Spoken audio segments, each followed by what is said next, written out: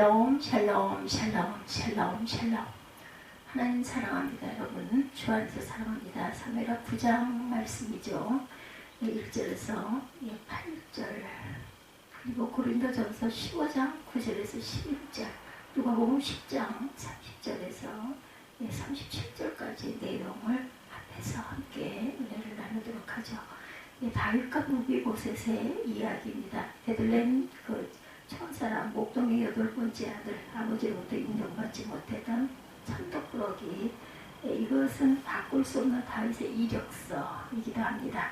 그 이력서를 쓰다 보면 자신의 노력으로 바꿀 수 있는 이력이 있는가 하면 아무리 노력해도 바꿀 수 없는 이력서가 있어요. 태생이나 부모나 태어난 가문, 형제는 노력으로 바뀌지 않습니다. 우리는 바꿀 수 없는 이력이 출중하면 그 사람은 유복하다 이렇게 말하죠. 그러나 다윗은 바꿀 수 없는 이력이 형편없던 사람이었습니다. 하나님은 다윗에게 상상할 수 없는 은혜를 베풀어 주세요. 바꿀 수 없는 이력, 그 중에 거인 골리앗을 물맷돌 5개로 쓰러뜨리고 나라의 군대 장관이 되고 임금의 사위가 되었어요. 급히 올라가면 세차게 부는 바람을 견디기 힘들죠. 주변의 모함과 사울 임금의 시기로 하루아침에 지명수배의 신세로 나가 떨어집니다. 하나님의 은혜가 아니었다면 일어나지 못했을 거예요. 그러나 하나님은 13년 지명수배자의 세월 동안 다윗과 늘 함께 하시죠. 사울의 주력이 있을 때마다 기가 막히게 피할 길을 열어주십니다. 생명만 지켜주신 게 아니라 다윗과 함께 죽을 수도 있는 아둘람 굴에 600명의 용사도 얻었어요. 드디어 사울 임금이 죽고 다윗이 왕이 됩니다. 다윗의 이런 행보를 보는 2가지 시각이 있어요. 하나는 자수성가 관점이고 또 다른 하나는 그 신수성가의 관점입니다. 자수성가는 일반 사람이 보는 관점이죠. 10년 전 뉴욕타임즈가 미국인을 대상으로 인류 역사상 자수성가한 입지 전적 인물을 꼽으라 해서 이때 다윗이 1위를 차지했다고 하네요. 인류 역사상 자수성가한 입지 전적 인물, 그 중에 1위가 다윗. 다윗은 세상 사람들의 눈으로 볼 때 자수성가한 그런 롤 모델입니다. 자수성가, 자기 힘과 노력으로 왕이 되고 명성을 얻었다 이런 시각이죠. 그래서 자수성가한 사람은 자기가 잘나서 자신이 열심히 노력해서 모든 것을 이루었다고 생각을 합니다. 이런 사람은 자신도 모르는 사이에 자기가 기준이 됩니다. 자기처럼 하면 성공한다라는 거예요. 그래서 자수성가한 사람은 아주 엄격하기도 합니다. 남에게 자비를 베푸는 것이 인색해요. 자신에게 엄격한 것처럼 타인에게도 엄격합니다. 남들이 다 자기와 같아야 한다라고 생각을 하게 되죠. 심지어 자신의 아들에게도 자기와 같아야 한다고 억압합니다. 자수성가했다고 생각하는 사람에게 자기의 열매를 찾기가 쉽지가 않습니다. 또 다른 관점은 신수성가, 자신의 출세를 하나님의 은혜로 생각하는 시각이겠죠. 이 사람은 외관상 보기에 자수성가한 사람과 구분되지가 않아요. 그러나 이 사람의 모든 것을 지배하는 것은 하나님의 은혜입니다. 이 사람의 인생을 끌고 가는 힘은 하나님의 은혜라는 것. 서신서에서 만나는 사도 바울이 바로 그런 사람이죠. 이 사람은 자기 자신이 아니라 늘 하나님의 관점에서 생각하고 판단하고 행동합니다. 이런 사람은 자신이 태어난 그릇보다 마음이 그릇이 훨씬 더 커집니다. 자신이 은혜를 입었기 때문에 남에게 은혜를 베푸는 것이 마땅하다 이렇게 생각을 하죠. 은혜를 베풀다 보니 자신도 모르는 사이에 그릇이 자꾸 커집니다. 마음의 그릇이. 은혜는 항상 나라는 한계를, 나라는 인간성을 뛰어넘으려고 하죠.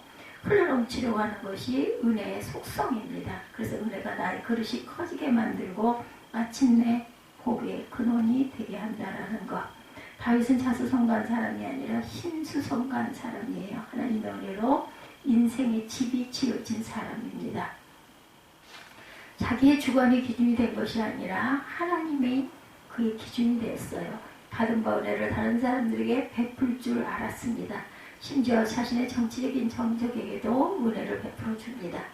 오늘 말씀에 보면 다윗은 단순히 자수성가한 사람이 아니라 하나님의 은혜로 신수성가한 사람임을 보여주죠. 다윗은 자신에게 주어진 모든 것이 은혜인 줄 알았어요. 오늘 말씀에서 하나님의 은혜를 온몸으로 표현하고 있습니다. 하나님의 은혜로 인생을 해석하는 다윗에게 나타난 열매가 바로 자비입니다. 다윗의 긴 피난살이가 이제 끝이 났죠. 사울의 집안이 몰락하고 통일 왕국의 왕이 됩니다. 하나님의 임재를 상징하는 법궤도 예루살렘 다윗성으로 모셔오죠.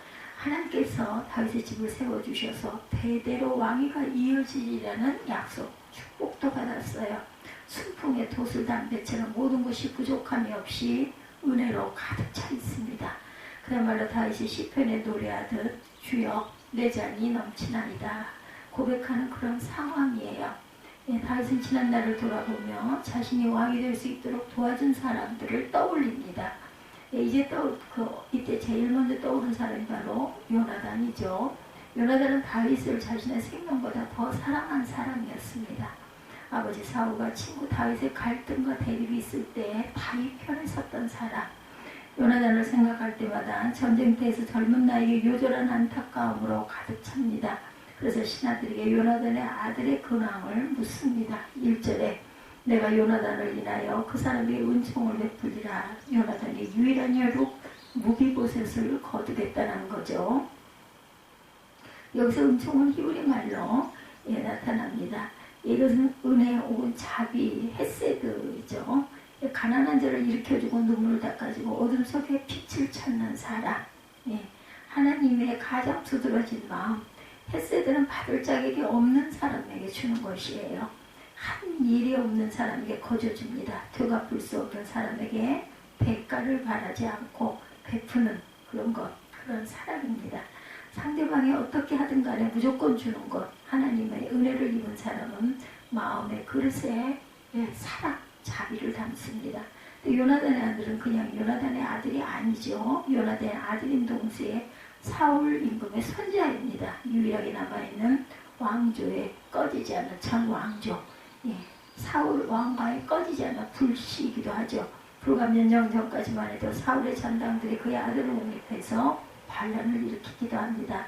무비보셋 후에는 친구의 아들과 반란의 불씨가 오버랩되어 있어요. 우린 이럴 때 생명까지 아끼지 않았던 친구의 아들을 먼저 생각할까요? 아니면 나의 안전을 위해 제거해야 하는 반란의 불씨를 만드는 적으로 생각을 할까요? 사람의 본성은 누구나 자기 안전을 먼저 생각합니다. 그러나 다윗은 우리하고 달랐다는 거죠. 요나단을 인하여 원수되는 사울의 손자를 살려주고 왕자의 신분까지 회복시켜줍니다. 일반 정치 세계에서는 후환을 없애야 자신이 안전하다고 생각을 하죠. 그래서 권력이 있는 곳에 항상 다툼이 있게 마련입니다. 새로운 왕이 권력을 잡으면 반란의 가능성을 제거하기 위해서 전 왕제의 신족을 멸종을 시키죠. 어떻게 해서든지 반란의 씨앗을 뿌리채 뽑으려 하는 것이 인간의 역사였어요. 조선 왕조 실록에도 보면 이성계가 고려를 멸망시키고 왕손이었던 왕의 씨들을 10만 명 넘게 죽였어요. 이때 왕씨들은 물살을 면하기 위해 성씨를 바꾸기도 합니다. 임금왕의 그 삿갓을 올려놓고 온전전씨로 바꾸고 양쪽 끝을 막아 바전씨로 바꿨다고 그러죠. 임금왕이 점 하나를 찍어서 옥시로 바꾸기도 합니다. 성씨를 세탁해서라도 가문의 멸망을 막기 위함이었죠. 세상 법칙 외에 전 왕조의 씨는 반란의 씨앗이기 때문에 어떻게 해서든지 가문을 없애려고 합니다. 이것이 세상의 정치 구조고 권력 구조예요. 왕권 지키기 위해 무고한 사람을 죽어야 했습니다. 심지어 피받은 한 몸 형제도 권력을 유지하는데 방해가 되면 죽이는 것이 세상의 이치. 다윗 역시 이런 정치 세계에 몸을 담고 있었지만 자비가 전혀 통하지 않는 궁궐에 앉아 있었어요. 하나님의 은혜의 법이 전혀 통하지 않는 메마른 땅에 서 있었습니다. 다윗이 어전에 의해서 요나단의 아들을 후대하겠다 말했을 때 신하들이 만류도 많이 했을 것입니다. 이 세상은 하나님의 법은 통하지 않습니다. 사울의 잔당들이 반란을 일으킬지도 모릅니다. 물에 빠진 놈 건져 놓으면 나중에는 보따리 내놓으라고 합니다. 언제 사울의 잔당이 무비보셋을 왕으로 옹립하고 반란을 일으킬지 모릅니다. 통촉하옵소서 별별 말을 다 했겠죠. 그러나 다윗은 내가 요나단을 인하여 그 사람에게 은총을 베풀리라 이렇게 말합니다. 다윗의 믿음과 삶이 아름다운 이유는 바로 여기 있죠. 하나님의 은혜의 법으로 마음의 그릇을 키웁니다. 누가 무엇이라 말하더라도 하나님의 법을 최우선으로 생각을 하죠. 세상의 법칙으로 보았을 때 어리석어 보여도 하나님의 말씀을 따라갑니다. 손해보더라도 하나님의 말씀을 자신의 삶에 적용을 시키죠.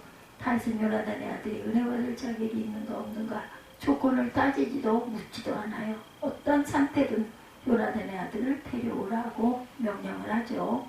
무엇을 하느냐도 묻지 않았어요. 단지 그가 어디 있느냐. 이것이 은혜 받은 모습이죠. 은혜는 까다롭지가 않습니다. 은혜는 사랑받을 만한 어떤 일을 했느냐에 대해서 묻지 않습니다. 상대방의 반응과 상대방의 능력도 상관없습니다. 은혜는 일방적인 것이죠. 은혜는 은혜 받을 자격도 없고 은혜 받을 만한 일도 없고 은혜 받은 은혜를 되갚을 수 있는 능력이 없는 사람에게 자기 자신이 자신을 내어주는 거죠. 이것이 하나님께서 우리에게 주신 은혜고 메마른 땅에 우리가 베풀며 살아가야 할 은혜라는 것. 다시 요나단의 아들에게 왜 이런 은혜를 베풀고 있는 것일까? 그의 아버지 요나단에게 사랑의 빛을 줬기 때문일까? 반은 맞고 반은 맞지 않습니다. 정치적으로 유익하기 때문일까? 이것도 아닙니다. 무엇 때문에 이 메마른 땅에 자비를 베푼 것일까요? 해답은 다 자신이 넘치는 하나님의 은혜를 받았기 때문이에요. 하나님의 은혜가 그 인생 전체를 지배하고 있었기 때문에 다윗은 왕이 될 만한 가문의 사람이 아니었죠. 인물이 출중한 것도 아니었습니다. 바꿀 수 없는 이력이 신통치도 않은 사람이었어요. 그러나 다윗은 하나님의 은혜로 왕이 되었고 온 백성의 칭송을 듣는 사람이 되었습니다. 다윗은 나의 나 된 것은 하나님의 은혜임을 온몸으로 고백하고 있어요. 그래서 자기가 받은 은혜를 남에게 베풀 수 있었던 것.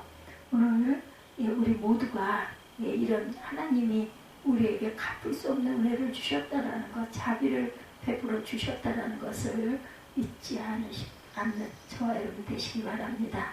나도 모르는 사이 나의 마음이 그릇이 커져가지고 되갚을 수 없는 사람에게 자비를 베풀었을 때 복을 받는 것보다 더 큰 복을 담을 수 있는 마음의 그릇이 커집니다. 요나단의 아들 무비보스는 원래부터 다리를 절지 않았죠. 나이 5살 때 아버지 요나단이 죽자 유모가 아이를 안고 있다 떨어뜨려서 다리를 절게 됐어요. 무비보셋은 저는 다리를 이끌고 사람의 눈에 띄지 않기 위해 깊은 골짜기에 피신해 있었습니다. 사제를 보면 무비보셋이 로드발이라는 곳에 숨어서 지내고 있었어요. 히브리 말로 로는 아니라는 뜻이고 드발은 목초지 기름진 땅. 그러면 기름진 땅이 아니란 뜻이겠죠. 사람들에게 알려지지 않은 황량한 들판 메마른 땅에 살고 있었다. 살아있는 목숨을 어쩔 수 없어 황무지에 숨어 목숨을 연명하고 있었습니다. 이때 다윗의 신하들이 찾아가서 왕이 당신을 보기 원합니다 말하죠. 이제 끝이구나 하고 아마 절망 가운데 예루살렘으로 올라왔을 것입니다. 얼마나 숨이 막혔을까요? 목발을 옆에 두고 보복해 있는 무비보셋에게 임금이 어떤 명령을 내릴지 초조했을 거예요. 이때 다윗은 무비보셋이 전혀 상상하지 못할 명령을 내립니다. 내 아버지 요나단으로 말미암아 내게 은총을 베풀리라. 내 할아버지 재산을 너에게 돌려줄 것이고 이제부터 왕자 중 한 명으로 대우하리라.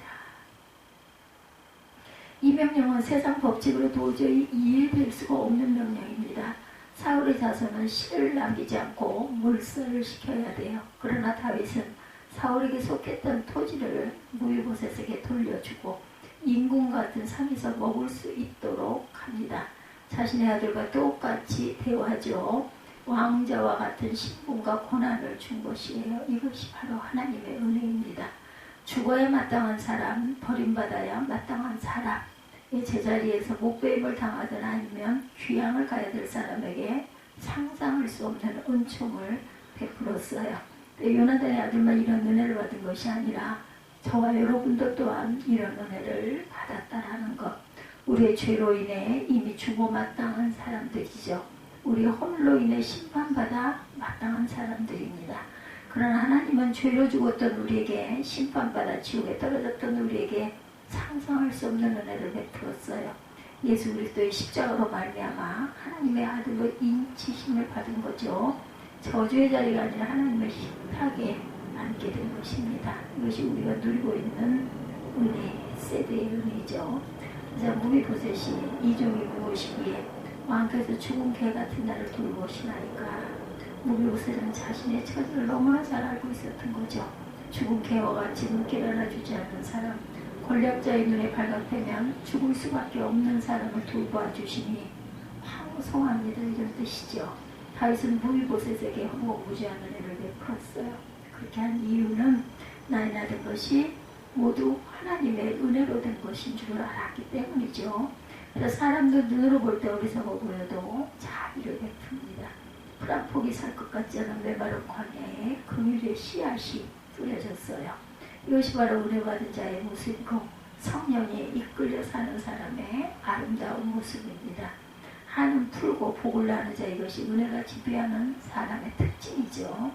다윗의 모습은 우리에게 중요한 교훈을 줍니다. 하나님의 은혜 입은 사람은 마음의 그릇이 커야 돼요. 생각이 다르고 자신의 손해가 되더라도 하나님이 기뻐하는 길이라면 기꺼이 걸어가야 되겠죠. 이렇게 남을 용서하고 포용하는 사랑이 있어야 그릇이 커집니다. 개인도 포용력이 있어야 지도자가 되지만 교회도 가난하고 힘없는 자를 껴안는 포용력이 있어야 부흥하고 성장합니다. 나라의 지도자도 마음의 그릇이 커야 되겠죠. 국가의 지도자가 다르고 내치고 자르고 해서 나라가 온전히 서갈 수가 없어요. 그 사람만 해를 입는 것이 아니라 나라 전체가 해를 입게 된다는 거. 국가의 지도자가 달라진다 해도 이렇게 자르고 버리고 죽이고 하면 안 되죠. 서로 당과 팔을 나눠도 안 됩니다. 생각과 노선과 걸어온 길이 다르더라도 넉넉하게 품어야 합니다. 그래야 나라가 평안해진다는 거. 나라의 지도자만이 아니라 교회도 마찬가지죠. 교회 영적인 지도자인 장로, 권사, 안수, 집사, 마음의 그릇들이 커져야 합니다. 하나님의 은혜의 법이 마음을 지배해서 흘러넘치는 강 같은 평화가 옆 사람의 옷깃까지 적시게 된다는 거. 내 마음의 그릇은 작은데 하나님이 요구하시는 것은 더 훨씬 크죠. 그렇기 때문에 자꾸 그릇을 키워야 합니다. 교회가 요구하는 마음의 그릇도 내 그릇보다 언제나 컸습니다. 마음의 그릇이 작아 다 담지 못해.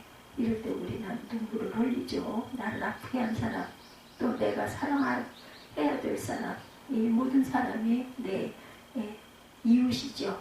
교회를 이렇게 표현하고 싶습니다. 불편한 사람과 불편하지 않게 하는 사람들, 마음에 맞지 않는 사람과 조화롭게 지내는 사람들, 이것이 교회라는 것.